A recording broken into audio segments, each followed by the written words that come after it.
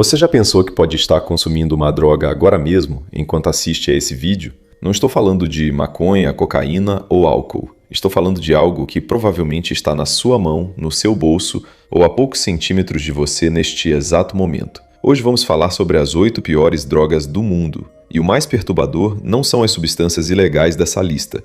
É o fato de que 3 delas são completamente legais, socialmente aceitas e o mundo inteiro consome sem pensar 2 vezes. Vou deixar a mais surpreendente para o final: o celular. Sim, o aparelho que você está usando para assistir esse vídeo agora está, segundo neurocientistas e ex-executivos do Vale do Silício, entre as substâncias mais viciantes já criadas pela humanidade, mesmo sendo 100% legal e usado por praticamente todo mundo todos os dias, sem nenhum tipo de regulação. Mas antes de chegar lá, precisamos passar pelas outras 7, começando pela que, segundo autoridades de saúde americanas, mata mais rápido do que qualquer outra substância já registrada na história recente: o fentanil. O fentanil é um opioide sintético desenvolvido originalmente nos anos 60 para uso médico em cirurgias e dores extremas, como as de pacientes terminais com câncer. O problema é a potência. Ele é entre 50 e 100 vezes mais forte que a morfina. Para você ter uma ideia do tamanho do perigo, uma dose letal de fentanil equivale a apenas 2 miligramas, o equivalente a poucos grãos de sal espalhados na palma da sua mão. É pouco o suficiente para caber na ponta de um lápis, e o bastante para matar um ser humano adulto. Desde o início da década de 2010, o fentanil se tornou o motor principal da chamada crise de opioides nos Estados Unidos, sendo hoje apontado pelos Centros de Controle e Prevenção de Doenças americanos como a principal causa de morte por overdose no país, superando até a soma de cocaína e heroína juntas. E o mais assustador é que boa parte das vítimas nem sabia que estava consumindo fentanil, porque ele é frequentemente misturado, sem aviso, em outras drogas para baratear a produção, transformando cada pastilha comprada na rua em uma espécie de roleta russa química. Se o fentanil mata pela dose, a metanfetamina destrói pelo tempo de uso. Poucas substâncias no mundo causam um estrago tão visível no corpo humano em tão pouco tempo. Ela não é uma invenção recente de laboratórios clandestinos.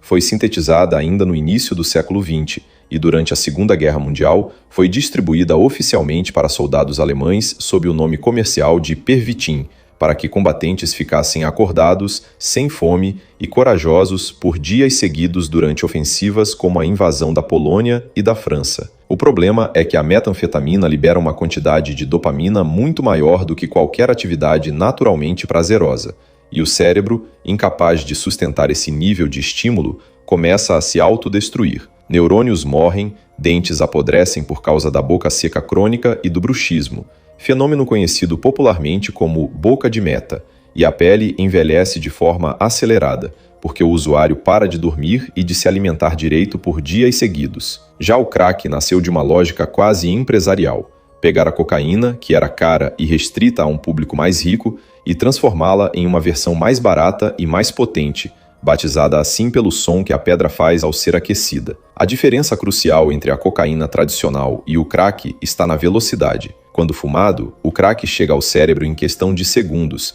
gerando um pico de euforia extremamente intenso e extremamente curto, o que faz o usuário buscar a próxima dose quase imediatamente. Esse ciclo de prazer e queda em poucos minutos é justamente o que torna o crack uma das substâncias com maior potencial de dependência já estudadas, sendo apontado por pesquisadores como responsável por um dos processos de compulsão mais rápidos entre todas as drogas conhecidas, muitas vezes levando à dependência já nas primeiras utilizações. E por falar em cocaína, poucas pessoas sabem que ela já foi, literalmente, ingrediente de refrigerante. No fim do século XIX, o próprio Sigmund Freud, o pai da psicanálise, escreveu um artigo chamado Uber-Coca, elogiando os efeitos da substância e recomendando seu uso para tratar desde depressão até vício em morfina, ironicamente, sem imaginar o tamanho do problema que estava endossando. Na mesma época, a Coca-Cola, cujo nome vem justamente da folha de coca usada em sua fórmula original, continha extrato da planta, removido oficialmente apenas em 1903. Hoje sabemos que a cocaína bloqueia a recaptação de dopamina no cérebro, inundando o sistema de prazer de forma artificial, e que o uso contínuo pode causar desde infartos em pessoas jovens e saudáveis até perfurações no septo nasal, pela ação corrosiva da substância nos tecidos.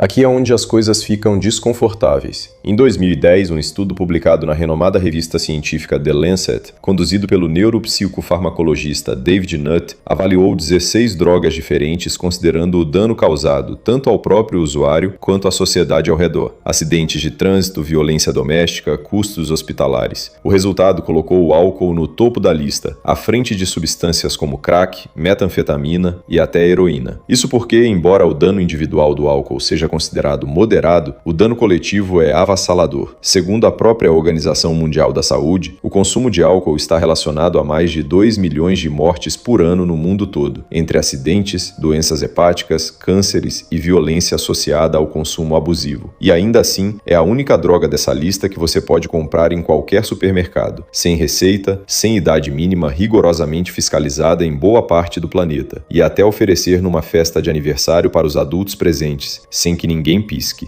Se o álcool já é uma surpresa incômoda, o açúcar talvez seja ainda mais. Pesquisas conduzidas na Universidade de Princeton, lideradas pelo neurocientista Bart Hobel, mostraram que ratos submetidos a um consumo intermitente de açúcar desenvolviam sinais clássicos de dependência química, consumo compulsivo, sintomas de abstinência quando o açúcar era retirado e até tolerância, precisando de quantidades cada vez maiores para sentir o mesmo prazer. Os mesmos pilares usados para diagnosticar vício em substâncias como a cocaína.